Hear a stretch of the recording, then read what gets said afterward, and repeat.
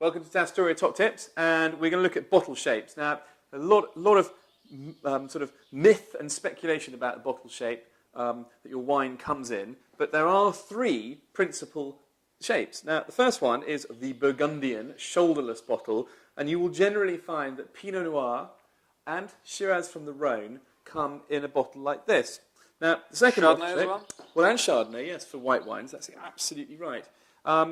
You'll see here in the middle, this is the Germanic flute, or the Alsatian flute. Now, it is legal, the Alsatians are legally obliged to have all of their wines in an Alsatian flute. And the problem is, of course, one associates this with the famous Blue Nun bottle. But in actual fact, some of the best wines in the world, especially white wines from Northern Europe, are actually coming from bottles of this shape. And then lastly, you have what we call the Bordeaux bottle, which has these broad shoulders and long neck. And, well, really, you find Bordeaux wines in bottles like this. And Sauvignon Blanc, typically. Cabernet, what? Sauvignon Blanc. Sometimes. Do you?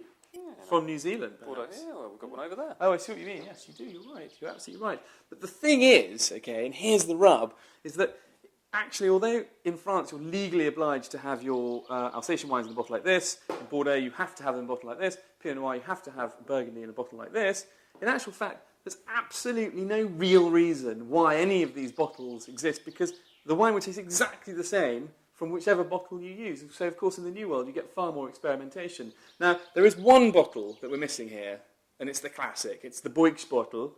It's the wine that comes from Baden-Baden in Germany, and of course your favourite wine, Mateus Rosé. Absolutely. And that is the short, stubby Scott bottle. And I'm going to be starting a campaign to get all wines from all regions of the world to come in those fantastically shaped bottles which you can use as a candle holder afterwards.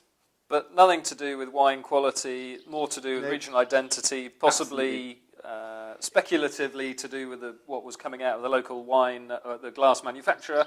Absolutely. I guess. Absolutely.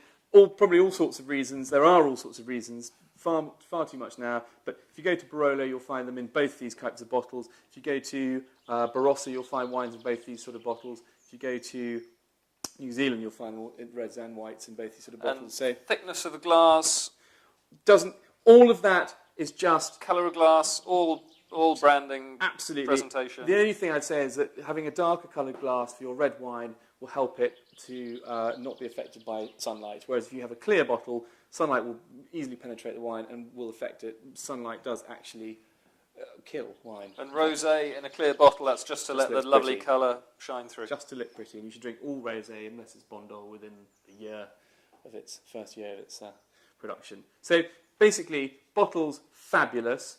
Do they mean anything? Not really. But bear in mind that they are legally required in certain parts of France, but in general around the world, look at what's inside the bottle rather than judging a book by its cover or a wine by its bottle. Wise words. This is nice. Good, isn't it? Do you know what it is? I think I've got Barolo in here. It comes from an Alsatian flute.